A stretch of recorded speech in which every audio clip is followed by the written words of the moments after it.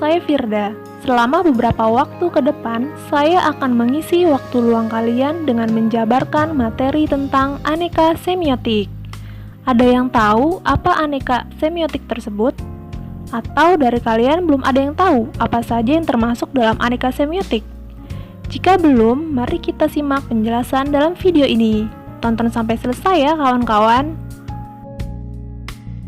Dalam berkomunikasi, tidak hanya dengan bahasa lisan saja, namun dengan tanda juga dapat berkomunikasi. Oleh karena itu, manusia dinobatkan sebagai makhluk tanda. Manusia yang menciptakan tanda, dan manusia juga yang menggunakan tanda tersebut dalam kelangsungan hidupnya, dan digunakan untuk berkomunikasi dengan sesamanya. Dengan begitu, manusia dapat disebut Homo semioticus. Karena dengan hadirnya beragam macam tanda dalam kehidupan manusia, semiotik dapat diibaratkan sebagai sebuah pohon besar yang menaungi sejumlah sudut pandang teoritis dan terapan yang berlainan serta menghimpun berbagai macam cabang-cabang semiotik. Menurut Pateda, dalam bukunya yang berjudul Semiotik Leksikal tahun 2001 halaman 29, menyatakan bahwa terdapat 9 macam aneka semiotik, yaitu sebagai berikut. Semiotik yang pertama adalah semiotik analitik. Semiotik analitik adalah semiotik yang menganalisis sistem tanda. Peirce, salah satu ahli semiotik, menyatakan bahwa semiotik berobjekkan tanda dan menganalisisnya menjadi ide, objek, dan makna, atau yang biasa kita sebut dengan segitiga makna. Dalam segitiga makna terdapat ide, objek, dan makna. Ide dapat dikatakan sebagai tanda. Terciptanya sebuah ide karena ada objek. Objek adalah acuan yang memunculkan sebuah tanda. Dari ide dan objek tersebut menghasilkan sebuah makna. Makna adalah arti yang terdapat dalam tanda dan mengacu pada objek tertentu.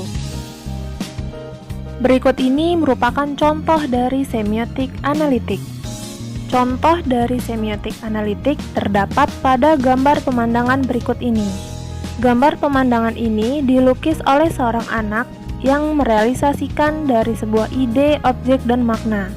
Dapat diketahui bahwa pemandangan dalam gambar tersebut adalah objek yang timbul dari ide sang anak ketika teringat pemandangan di kampung halamannya. Kemudian, anak tersebut merealisasikan ide tersebut melalui gambar, sehingga gambar tersebut memiliki makna tersendiri bagi sang anak. Karena gambar tersebut adalah visualisasi pemandangan kampung halamannya. Jadi, dapat disimpulkan melalui gambar pemandangan tersebut adalah contoh dari semiotik analitik yang melibatkan suatu ide, objek, dan makna. Aneka semiotik berikutnya adalah semiotik deskriptif.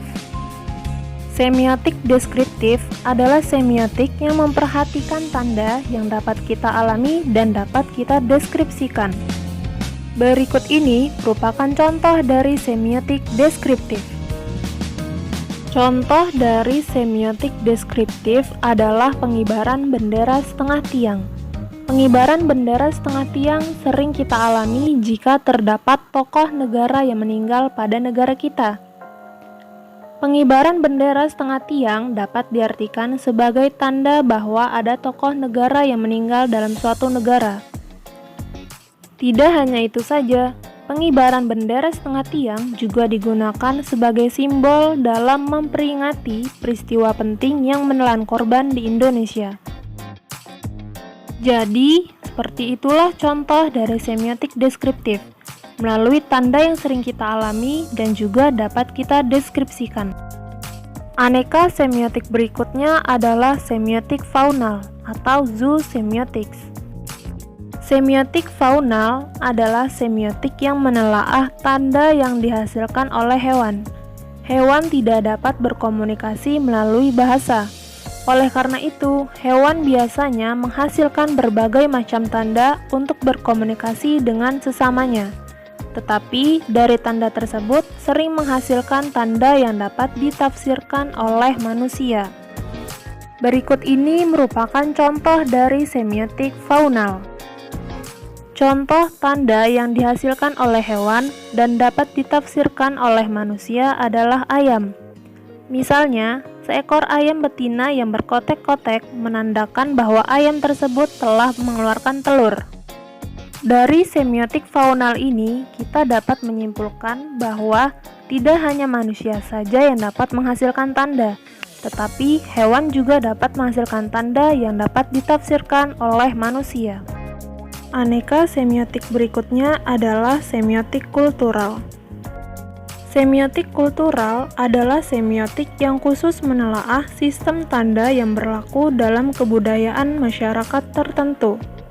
Budaya yang terdapat dalam masyarakat menggunakan tanda-tanda tertentu yang membuat berbeda dengan budaya pada tiap-tiap masyarakat.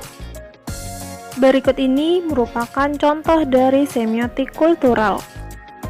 Salah satu contoh dari semiotik kultural adalah kebudayaan masyarakat Toraja, yang menganggap bahwa kerbau sebagai simbol kemakmuran dan kekuasaan di daerahnya. Pada masa lampau, pembedaan status sosial di Toraja ditentukan dengan melihat jumlah kerbau yang dimiliki oleh masyarakat Toraja. Selain itu, kerbau juga dijadikan sebagai simbol pengorbanan dalam menghormati orang yang telah tiada. Tanduk kerbau yang dijadikan sebagai bentuk pengorbanan tersebut biasanya dipajang oleh masyarakat Toraja di tiang tongkonan atau rumah adat khas Toraja. Semakin banyak tanduk yang dipajang di tiang tongkonan menandakan bahwa semakin tinggi juga status sosialnya. Jadi, seperti itulah tanda yang terdapat dalam kebudayaan, khususnya pada budaya Toraja. Aneka semiotik selanjutnya adalah semiotik naratif. Semiotik naratif adalah semiotik yang menelaah sistem tanda dalam bentuk narasi, yang berwujud mitos dan cerita lisan atau folklore. Sebelum manusia mengenal bahasa tulis, manusia berkomunikasi dengan bahasa lisan. Dari bahasa lisan yang digunakan, terkadang melahirkan berbagai macam tanda dengan makna tertentu dalam kehidupan manusia. Berikut ini merupakan contoh dari semiotik naratif. Pohon beringin. Pohon beringin memiliki mitos di dalamnya. Dari dulu hingga sekarang, banyak masyarakat yang mempercayai bahwa pohon beringin adalah pohon yang angker, dihuni makhluk astral, dan berkaitan dengan hal mistis. Dari contoh tersebut, menyimpulkan bahwa narasi yang dihasilkan oleh manusia dapat menghasilkan tanda dengan menyimpan makna di dalamnya. Aneka semiotik lainnya adalah semiotik natural. Semiotik natural adalah semiotik yang menelaah tanda yang dihasilkan oleh alam. Tidak hanya makhluk hidup saja yang menghasilkan tanda, alam pun dapat menghasilkan tanda juga. Alam menghasilkan tanda, kemudian ditafsirkan oleh manusia. Berikut ini merupakan salah satu contoh tanda yang dihasilkan oleh alam. Gunung berapi yang meletus. Gunung berapi yang meletus tidak mungkin dihasilkan oleh manusia. Pasti alam yang menghasilkannya.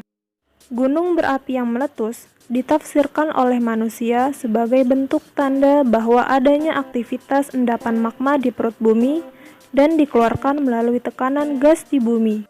Jadi, seperti itulah contoh tanda dari alam yang dapat ditafsirkan oleh manusia. Aneka semiotik selanjutnya adalah semiotik normatif.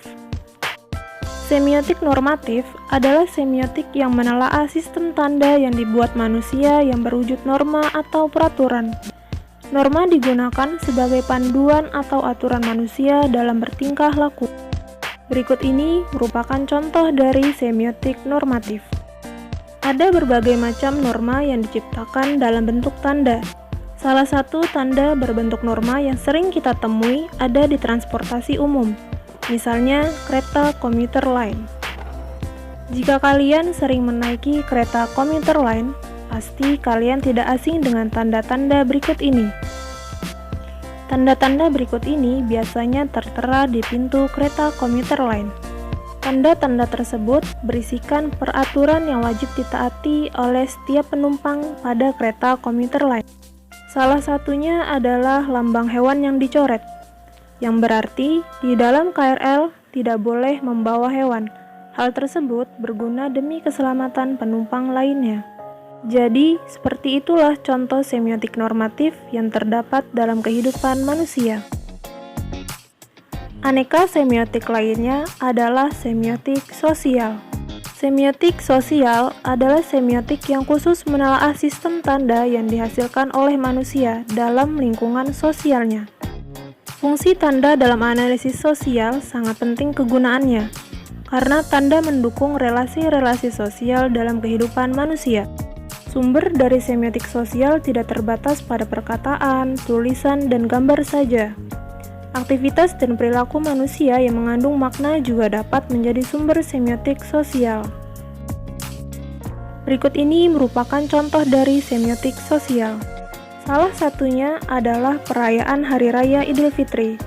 Hari Raya Idul Fitri adalah hari yang dinantikan oleh umat Islam. Berbagai macam aktivitas sosial terjadi pada hari raya ini, misalnya saling bermaaf-maafan.